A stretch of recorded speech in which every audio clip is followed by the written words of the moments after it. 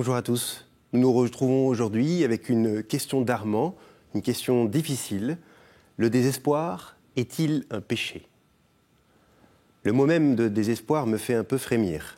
On imagine tout ce qu'il peut y avoir derrière, de détresse, de solitude, d'angoisse. Et alors, si on disait tout de suite, bah oui, le désespoir est un péché, ne serait-on pas en train d'ajouter encore un peu de tristesse à ce qui est déjà difficile à supporter? Si vous allez chercher sur Internet, vous trouverez peut-être des sites très sérieux vous disant « Oui, le désespoir est un péché ». Mais de quoi parle-t-on?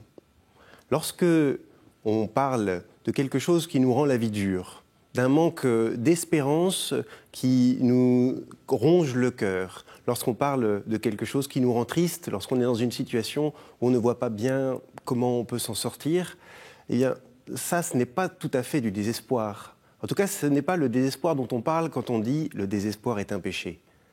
Le désespoir qui est un péché, c'est celui où, par un effet de la volonté de l'homme, on se coupe de l'espérance. On refuse cette lumière que le Seigneur veut nous donner, on s'arrête de prier et on se coupe de la grâce de Dieu. C'est-à-dire, on commence à imaginer que mon péché est trop grand et que Dieu n'est pas assez grand pour partager, pour pardonner mon péché. On commence à penser que Dieu ne peut pas me sauver.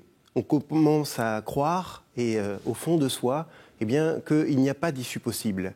Alors oui, si on commence à se couper, si on commence à retirer de sa vie tous les éléments, tout ce que le Seigneur a mis à notre portée pour avancer vers lui, on entre dans quelque chose qui est de l'ordre du péché. Alors, si vous êtes vous-même dans cette situation-là, si vous portez en vous des poids qui sont lourds, dites-vous bien que la chose à faire, quel que soit là où vous en êtes, c'est de vous tourner vers Dieu. C'est de lui offrir ce que vous êtes.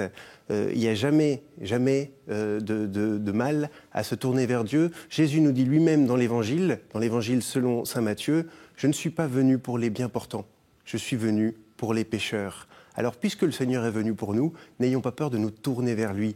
Et on peut chanter, on peut parfois même plus avoir la force de chanter, on se met alors à crier. Et on peut crier ce que disent les psaumes. Le psalmiste qui, dans le psaume 129, dit « Des profondeurs, je crie vers toi, Seigneur. Seigneur, écoute mon appel. Que ton oreille se fasse attentive aux cris de ma prière. Si tu retiens les fautes, qui subsistera? Mais près de toi se trouve le pardon, pour que l'homme te loue. Je suis comme un veilleur qui attend l'aurore. » Merci Armand pour cette question. Vous pouvez continuer à poser les vôtres sur l'adresse pourquoipadré@ktotv.com ou sur les réseaux sociaux avec le hashtag pourquoipadré. Vous pouvez aussi retrouver chacune de nos vidéos sur le site ktotv.com. Bonne journée.